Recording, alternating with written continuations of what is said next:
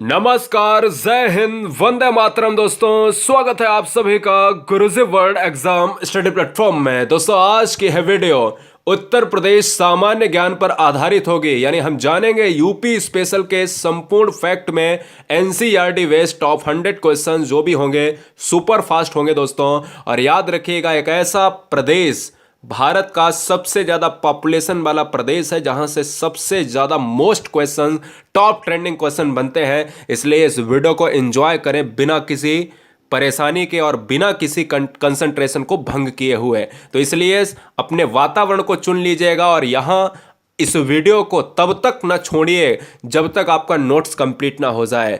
तो मस्ती से एंजॉय करिएगा। यदि पहली बार है तो पूरे साल का करंट अफेयर और सब कुछ पाने के लिए, पीडीएफ पाने के लिए सब्सक्राइब ठोकें। हर शेर नहीं, इस बार चाहिए सिलेक्शन, तैयारी तगड़ी होनी चाहिए, मुकाबला दोस्तों टक्कर का होना चाहिए। चलिए स्टार्ट करते हैं, एंजॉय करिए है वीडियो। वंदे मातरम। बात करते हैं आज के पहले प्रश्न की। उत्तर प्रदेश का पूर्व नाम क्या था? तो उत्तर प्रदेश का अगर हम पूर्व नाम की बात करें तो ये था संयुक्त प्रांत। ये कब से कब तक था? तो देखिएगा फ्रेंड, 1937 से 1950 तक उत्तर प्रदेश को जो है संयुक्त प्रांत के नाम से जाना जाता था। बात करते हैं अगले प्रश्न की। उत्तर प्रदेश राज्य का पुनर्गठन कब हुआ था? तो उत्तर प्रदेश जो राज्य है इसका पुनर्गठन हुआ था 1 नवंबर 1956 को। अगर आपसे एग्जाम पूछता है कि उत्तर प्रदेश के पुनर्गठन कब हुआ था तो 1 नवंबर 1956। बात करते हैं अगले प्रश्न की। उत्तर प्रदेश राज्य का विभाजन कब हुआ था? तो उत्तर प्रदेश जो है 9 नवंबर 2000 को इसका विभाजन हुआ था। इसमें 13 जिलों को काटकर उत्तराखंड राज्य की स्थापना की गई थी। बात करते हैं अगले प्रश्न की। उत्तर प्रदेश में कुल जिलों की संख्या कितनी है? तो उत्तर प्रदेश में कुल जिलों की जो संख्या है वो है 75। बात करें अगले प्रश्न की। प्रथम बार उत्तर प्रदेश दिवस कब मनाया गया था? जो पहली बार उत्तर प्रदेश दिवस मनाया गया था वो 24 जनवरी 2008 को मनाया गया था। तो ध्यान दीजिएगा कि प्रति वर्ष 24 जनवरी को उत्तर प्रदेश दिवस के रूप में मनाया जाता है। बात करते हैं अगले प्रश्न की। उत्तर प्रदेश की सीमा किस पड़ोसी राज्य से सर्वाधिक मिलती है? तो उत्तर प्रदेश की जो सीमा है ये मध्य प्रदेश राज्य से सर्वाधिक मिलती है। बात करें हम अगले प्रश्न की। उत्तर प्रदेश का सबसे अधिक क्षेत्रफल वाला जिला कौन सा है? तो उत्तर प्रदेश का अगर क्षेत्रफल की दृष्टि से हम देखें तो लखीमपुर खीरी जो है सबसे बड़ा जिला है। बात करते हैं अगले प्रश्न की कि उत्तर प्रदेश का सबसे कम क्षेत्रफल वाला अगर जिला आपसे पूछता है तो वो आपका हापुड़ है। बात करते हैं अगले प्रश्न की। उत्तर प्रदेश की सीमा कितने देशों को स्पर्श करती है? तो उत्तर प्रदेश की जो सीमा है दोस्तों वो एक देश यानी नेपाल को स्पर्श करती हैं। बात करें अगले प्रश्न की। उत्तर प्रदेश में सबसे बड़ी जनजाति कौन सी है? इसे आप नोट डाउन कर लीजिएगा इंपॉर्टेंट में दोस्तों। ये प्रश्न आपके एग्जाम में कई बार पूछा जा चुका है कि उत्तर प्रदेश की सबसे बड़ी जनजाति कौन सी है? तो यह है थारू जनजाति। बात करते हैं अगले प्रश्न की। 2011 की जनगणना के अनुसार राज्य का सबसे अधिक जनसंख्या वाला जिला कौन सा है? तो 2011 की जो जनगणना हुई थी उसके अनुसार प्रयागराज जो है सबसे अधिक जनसंख्या वाला जिला है। बात करते हैं अगले प्रश्न की। 2011 की जनगणना के अनुसार राज्य का सबसे कम जनसंख्या वाला अगर जिला आपसे पूछे तो ये कौन सा है? महोबा डिस्ट्रिक्ट। महोबा जो है सबसे कम जो है जनसंख्या वाला जिला है। बात करते हैं अगले प्रश्न की। 2011 की जनगणना के अनुसार राज्य का सबसे अधिक दशकीय वृद्धि दर वाला जिला कौन सा है? तो आपसे अगर पूछता है सबसे अधिक दशकीय वृद्धि वाला जो जिला है वो है गौतम बुद्ध नगर। बात करते हैं अगले प्रश्न की दोस्तों। 2011 की जनगणना के अनुसार राज्य का सबसे कम दशकीय वृद्धि वाला जिला अगर आपसे पूछता है तो यह है कानपुर। बात करते हैं अगले प्रश्न की। राज्य की कुल साक्षरता कितना है? तो राज्य की जो कुल साक्षरता की बात करें हम तो 67.68 है। ध्यान दीजिएगा दोस्तों, जितने भी प्रश्न हम आज के इस वीडियो सेशन में करा रहे हैं, क्लास में करा रहे हैं, कहीं ना कहीं ये प्रश्न आपके एग्जाम में पूछे जा चुके हैं और इन सारे प्रश्नों का आपके एग्जाम में आने की संभावनाएं भी हैं। चलिए बात करते हैं अगले प्रश्न की। उत्तर प्रदेश की सर्वाधिक लंबी नदी कौन सी है? तो उत्तर प्रदेश की जो सबसे बड़ी नदी है वो कौन सी है? गंगा नदी। बात करते हैं अगले प्रश्न की। गोमती नदी का उद्गम स्थल उत्तर प्रदेश के किस जिले से होता है? तो उत्तर प्रदेश के जो है गोमती नदी का जो उद्गम होता है वो पीलीभीत जिले से होता है। बात करते हैं अगले प्रश्न की, गौर झील कहाँ स्थित है? तो जो गौर झील है ये रामपुर में स्थित है। बढ़ते हैं अगले प्रश्न की तरफ, केन नदी प्रवेश करती है। तो जो केन नदी है ये उत्तर प्रदेश के बांदा जिला में प्रवेश करके उत्तर प्रदेश में बहती है। बात करते हैं अगले प्रश्न की, विजय सागर पक्षी विहार राज्य किस जनपद में स्थित है? तो ध्यान दीजिएगा, जो विजय सागर पक्षी विहार है ये महोबा डिस्ट्रिक्ट में स्थित है। बात करते हैं अगले प्रश्न की, उत्तर प्रदेश विधानसभा को भंग करने का अधिकार किसके पास होता है? तो उत्तर प्रदेश के जो विधानसभा है उसको भंग करने का अधिकार होता है किसके पास? राज्यपाल के पास। बात करते हैं अगले प्रश्न की, अशोक द्वारा निर्मित भारत का राष्ट्रीय चिन्ह सिंह स्तंभ उत्तर प्रदेश में कहां पर स्थित है? तो ध्यान दीजिएगा, जो अशोक के द्वारा निर्मित राज्य चिन्ह है स्तंभ ये सारनाथ में स्थित है। ये भी आप नोट डाउन कर लीजिएगा दोस्तों, ये आपके कई बार एग्जाम में पूछा जा चुका है, तो कहीं ना कहीं ये आपके लिए बहुत ही इंपॉर्टेंट है। बात करते हैं अगले प्रश्न की, गुप्त काल में उत्तर प्रदेश के कौन से नगर व्यवसाय शिक्षा कला के प्रमुख केंद्र थे? तो ध्यान दीजिएगा, गुप्त काल में उत्तर प्रदेश के जो नगर व्यवसाय शिक्षा व कला के प्रमुख केंद्र थे वो थे मथुरा, कौशाम्बी और प्रयागराज। बात करते हैं अगले प्रश्न की, उत्तर प्रदेश की प्रमुख वाणिज्य फसल क्या है? तो ध्यान दीजिएगा, उत्तर प्रदेश का जो प्रमुख वाणिज्य फसल है वो है गन्ना। बात करते हैं अगले प्रश्न की, कृषि श्रम उत्पादक सर्वाधिक है। तो ध्यान दीजिएगा, जो कृषि उत्पादक सर्वाधिक है वो है पश्चिमी उत्तर प्रदेश में। बात करते हैं अगले प्रश्न की, उत्तर प्रदेश में सबसे ऊंचा बांध कौन सा है? तो उत्तर प्रदेश में जो सबसे ऊंचा बांध है दोस्तों वो है आपका राम गंगा बांध। बात करते हैं अगले प्रश्न की, उत्तर प्रदेश में परमाणु ऊर्जा केंद्र कहाँ स्थापित है? ये स्थापित है नरौरा में। तो जो परमाणु अगर आपसे पूछे एग्जाम में कि उत्तर प्रदेश में परमाणु ऊर्जा केंद्र कहाँ स्थापित है, तो ये नरौरा में स्थापित है। बढ़ते हैं अगले प्रश्न की तरफ, सुहरताल पक्षी विहार कहाँ अवस्थित है? तो जो सुहरताल पक्षी विहार है दोस्तों वो अवस्थित है बलिया में। बात करते हैं अगले प्रश्न की, तानसेन का मकबरा कहाँ है? तो जो तानसेन थे इनका मकबरा ग्वालियर में स्थित है। ये कहाँ पे है? मध्य प्रदेश। बात करते हैं अगले प्रश्न की, आगरा शहर की स्थापना किसने करवाई थी? तो जो आगरा शहर है इसकी स्थापना करवाया था सिकंदर लोदी ने। बात करते हैं अगले प्रश्न की, विधानसभा सदस्यों की संख्या कितनी है? तो अगर हम कुल विधानसभा सदस्यों की बात करें तो ये 404 है। अगर हम ऐसे देखें तो 404 में एक माइनस कर दें आप, 403 है और एक जो होता है वो एंग्लो इंडियन होता है। बात करते हैं अगले प्रश्न की, विधान परिषद की संख्या कितनी है? तो ये 100 है।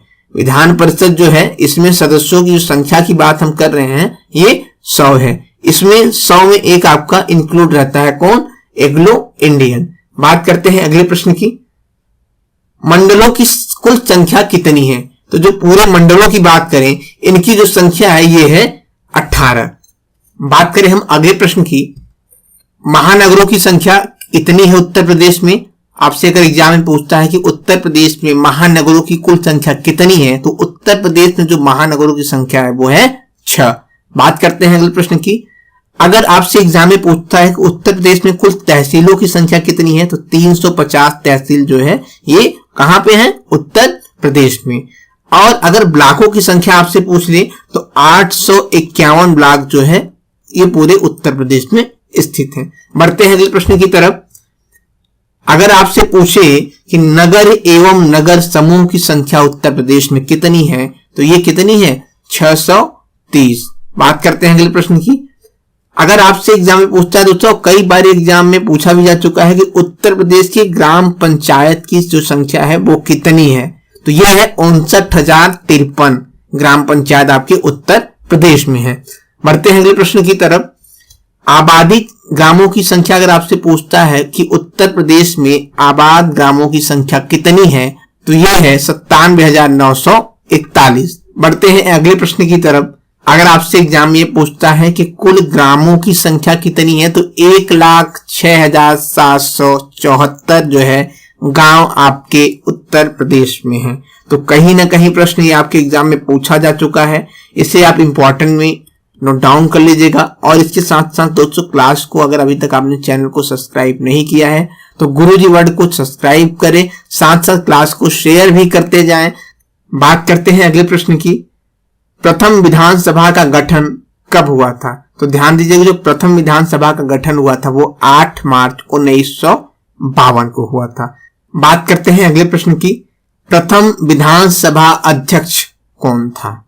तो ध्यान दीजिएगा, प्रथम बार जो विधानसभा अध्यक्ष बनाए गए थे उत्तर प्रदेश के, राजश्री पुरुषोत्तम दास टंडन जी थे। बढ़ते हैं अगले प्रश्न की तरफ। प्रथम विधानसभा सभापति कौन था? तो जो प्रथम विधानसभा सभापति थे ये थे चंद्रभान जी। बात करते हैं अगले प्रश्न की। प्रथम मुख्य न्यायाधीश उत्तर प्रदेश के कौन थे? तो जो प्रथम मुख्य न्यायाधीश उत्तर प्रदेश के थे कमलाकांत वर्मा जी थे। बात करते हैं अगले प्रश्न की। प्रथम महिला मुख्यमंत्री उत्तर प्रदेश की कौन थी? तो ये थी श्रीमती सुचिता कृपलानी। बात करते हैं अगले प्रश्न की। प्रथम विश्वविद्यालय अगर आपसे पूछे तो यहाँ पे ध्यान दीजिएगा दोस्तों, इलाहाबाद विश्वविद्यालय ये पहला विश्वविद्यालय है आपके उत्तर प्रदेश का। कौन सा? इलाहाबाद। यहाँ बाय मिस्टेक प्रथम विश्वविद्यालय लिखा जा चुका है, तो प्रथम विश्वविद्यालय जो उत्तर प्रदेश का था ये है इलाहाबाद विश्वविद्यालय।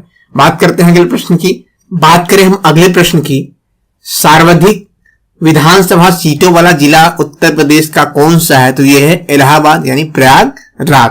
बात करते हैं अगले प्रश्न की। उत्तर प्रदेश की प्रमुख नदियां कौन कौन सी हैं? यह भी आपके एग्जाम में कई बार पूछा जा चुका है दोस्तों, तो ध्यान दीजिएगा, उत्तर प्रदेश की जो प्रमुख नदियां हैं गंगा, यमुना, रामगंगा, गोमती और घाघरा हैं। बढ़ते हैं अगले प्रश्न की तरफ। राज्य की सर्वाधिक प्रदूषित नदी कौन सी है? तो जो सबसे प्रदूषित नदी है राज्य की वो कौन सी है? यमुना नदी। बढ़ते हैं अगले प्रश्न की तरफ। प्रदेश में सिंचाई का प्रमुख साधन क्या है? यह भी आपके एग्जाम में कई बार पूछा जा चुका है कि उत्तर प्रदेश में जो है सिंचाई का प्रमुख साधन क्या है? तो यह है नलकूप। बात करते हैं अगले प्रश्न की। उत्तर प्रदेश में अकबर की जो रानी थी जोधाबाई, इनका महल कहां पर स्थित है? तो ये स्थित है फतेहपुर सीकरी में। पढ़ते हैं अगले प्रश्न की तरफ। उत्तर प्रदेश की प्रमुख वन्य जीव कौन कौन से हैं? तो ध्यान दीजिएगा, उत्तर प्रदेश के प्रमुख जो वन्य जीव हैं बाघ, हाथी, गैंडा, बारहसिंघा, हिरन और नील गाय हैं। बढ़ते हैं अगले प्रश्न की तरफ। राज्य में कर्मा नृत्य किस जनजाति द्वारा किया जाता है? तो ध्यान दीजिएगा, जो कर्मा नृत्य होता है ये राज्य के खरवार जनजाति के द्वारा किया जाता है। बढ़ते हैं अगले प्रश्न की तरफ। बात करें हम अगले प्रश्न का। उत्तर प्रदेश में थारू जनजाति मुख्य रूप से किस क्षेत्र में पाए जाते हैं? तो कहीं ना कहीं ये भी आपके एग्जाम के लिए बहुत ही इंपॉर्टेंट है दोस्तों, इसे आप नोट डाउन कर लीजिएगा कि उत्तर प्रदेश में थारू जनजाति मुख्य रूप से किस क्षेत्र में पाए जाते हैं? तो ये पाए जाते हैं तराई क्षेत्रों में। बात करते हैं अगले प्रश्न की। सौभाग्य योजना के अंतर्गत हर घर में बिजली कनेक्शन उपलब्ध कराने वाला यूपी का पहला राज्य कौन बना है? तो सौभाग्य योजना के अंतर्गत हर घर में बिजली कनेक्शन को पहुंचाने वाला जो यूपी का पहला राज्य बना है ये बना है गाजियाबाद। बात करते हैं अगले प्रश्न की। अर्जुन पुरस्कार प्राप्त करने वाली उत्तर प्रदेश की पहली महिला क्रिकेटर हैं पूनम यादव। बात करते हैं अगले प्रश्न की। प्रदेश सरकार द्वारा रानी लक्ष्मीबाई और लक्ष्मण पुरस्कार किसे प्रदान किया जाता है? तो ये किया जाता है खिलाड़ियों को। बढ़ते हैं अगले प्रश्न की तरफ। भारत रत्न अटल बिहारी वाजपेयी इकाना क्रिकेट स्टेडियम कहां पर स्थित है? तो जो भारत रत्न अटल बिहारी वाजपेयी, इसे हम इकाना के नाम से जानते हैं, ये कहां स्थित है? ये लखनऊ में स्थित है। बढ़ते हैं अगले प्रश्न की तरफ। पशुधन संख्या के दृष्टिकोण से देश का सबसे बड़ा प्रदेश कौन सा है? तो ये आपका उत्तर प्रदेश है। बढ़ते हैं अगले प्रश्न की तरफ दोस्तों। यूपी में बारिश के मौसम में कौन सी गीत प्रसिद्ध है? तो ये उत्तर प्रदेश में बारिश यानी सावन के दिनों में जो है सबसे अधिक गाई जाने वाली जो गीत है ये होती है कजरी। बात करते हैं अगले प्रश्न की विश्व भर में तांबे की हस्तकला की उद्योग के लिए कौन सा जिला प्रसिद्ध है? तो ध्यान दीजिएगा, ये है मुरादाबाद। बात करते हैं अगले प्रश्न की किस जिले में न्यूनतम वर्षा होती है? उत्तर प्रदेश के किस जिले में अगर आपसे पूछे न्यूनतम वर्षा होती है तो ये होता है मथुरा में। बात करें अगले प्रश्न की रसिया लोकगीत के क्षेत्र में गाया जाता है, यानी हम कह सकते हैं जो रसिया गाया जाता है ये किस क्षेत्र में गाया जाता है? तो ये गाया जाता है व्रज क्षेत्र में।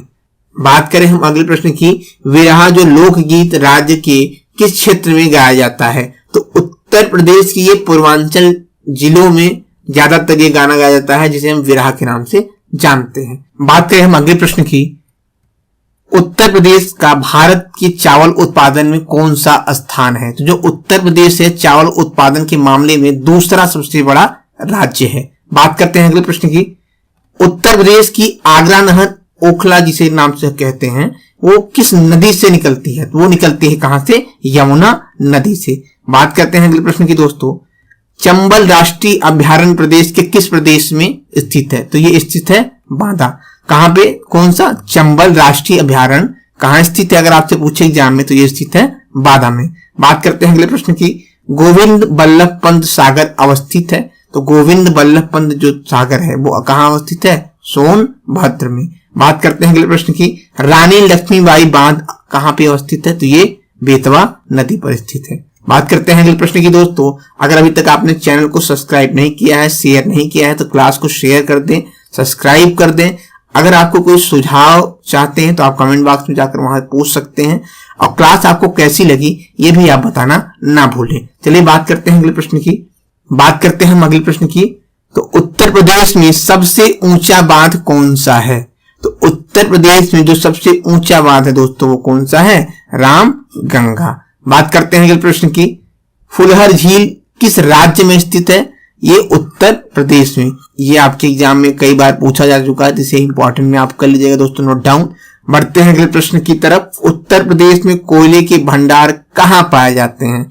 तो ध्यान दीजिएगा उत्तर प्रदेश में जो कोयले का भंडार है वो सर्वाधिक पाई जाती है कहां पे? सिंगरौल क्षेत्र में। बात करते हैं अगले प्रश्न की राज्य में गंगा नदी कहां से प्रवेश करती है? तो राज्य में गंगा नदी जो प्रवेश करती है वो बिजनौर से। ठीक है। और अगर बात करें कि उत्तर प्रदेश के अंतिम जिला कौन सा है गंगा नदी का? तो वो है बलिया। बात करते हैं अगले प्रश्न की उत्तर प्रदेश में यूरेनियम कहां मिलता है? तो उत्तर प्रदेश में अगर हम यूरेनियम की बात करें तो ये मिलता है ललितपुर में। बात करते हैं अगले प्रश्न की उत्तर प्रदेश का सबसे बड़ा वन्य जीव विहार कहां पे स्थित है? तो उत्तर प्रदेश का जो सबसे बड़ा वन्य जीव विहार है दोस्तों वो स्थित है हस्तिनापुर में। बात करते हैं अगले प्रश्न की उत्तर प्रदेश का प्रमुख फसल क्या है? तो उत्तर प्रदेश में जो प्रमुख फसल है वो है गेहूं। बढ़ते हैं अगले प्रश्न की तरफ लाल मिट्टी पाई जाती है उत्तर प्रदेश में। लाल मिट्टी कहां पाई जाती है? तो ये पाई जाती है मिर्जापुर और झांसी में। बात करें अगले प्रश्न की दोस्तों उत्तर प्रदेश सांस्कृतिक केंद्र स्थित है। तो उत्तर प्रदेश का जो सांस्कृतिक केंद्र स्थित है कहां पे? प्रयागराज में। बात करते हैं अगले प्रश्न की कर्मा किस क्षेत्र का लोक नृत्य है? तो जो कर्मा है ये सोनभद्र क्षेत्र का लोक नृत्य माना जाता है। बढ़ते हैं अगले प्रश्न की तरह दोस्तों बुंदेलखंड का लोकप्रिय लोकगीत क्या है? तो बुंदेलखंड का जो लोकप्रिय लोकगीत है वो है आल्हा। बात करते हैं अगले प्रश्न की जौनपुर शहर की स्थापना किसने करवाया था? तो जो जौनपुर है इसकी स्थापना फिरोज शाह तुगलक ने करवाया था। बात करें हम अगले प्रश्न की उत्तर प्रदेश सरकार की आय का सबसे बड़ा भाग प्राप्त होता है। ध्यान दीजिएगा उत्तर प्रदेश सरकार का जो आय का सबसे बड़ा भाग प्राप्त होता है वो होता है पंजीकरण शुल्क से। बात करते हैं अगले प्रश्न की उत्तर प्रदेश के चमड़ा उद्योग के प्रमुख केंद्र कौन कौन से स्थान पर हैं? तो ध्यान दीजिएगा उत्तर प्रदेश में चमड़ा उद्योग आगरा और कानपुर में स्थित हैं। बात करते हैं अगले प्रश्न की उत्तर प्रदेश औद्योगिक विकास निगम कहां पर स्थापित है? तो उत्तर प्रदेश में जो औद्योगिक विकास निगम स्थापित है वो है कानपुर में। तेल शोधक कारखाना कहाँ स्थित है? तो जो तेल शोधक कारखाना है ये है मथुरा में। बात करते हैं अगले प्रश्न की। प्रदेश में इंदिरा गांधी नक्षत्रशाला कहाँ स्थित है? तो प्रदेश में जो इंदिरा गांधी नक्षत्रशाला स्थित है वो है प्रयागराज में। अगर बात करें हम उत्तर प्रदेश में जवाहर तारामंडल कहाँ अवस्थित है? तो ये लखनऊ में स्थित है। बात करें हम सर्वाधिक अनुसूचित जनजाति की प्रतिशत वाला जिला कौन सा है?